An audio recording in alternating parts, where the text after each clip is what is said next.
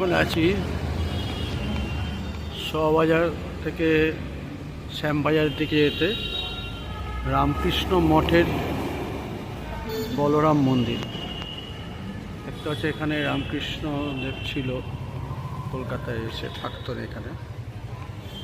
বলরাম মন্দির এইখানে দেখা যাচ্ছে গিরিশ ঘোষ রোড, এই জায়গাটা পাশেই হচ্ছে বলরাম মন্দির।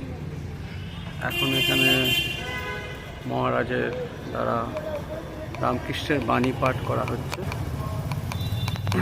গিরিশ এভিনিউতে এখানে দেখুন, গিরিশ এভিনিউ কলকাতা পৌর সংস্থা দ্বারা একটা উৎপত্তি রামকৃষ্ণ মঠ। এদিকে জগদ্ধাত্রী পুজো হবে, লাইটিংয়ের কাজ চলছে এদিকে মেন রোডের উপরে গিরিশ এভিনিউতে। এখানে এই হচ্ছে বিল্ডিংটা, বলরাম মন্দির, শোভাবাজার।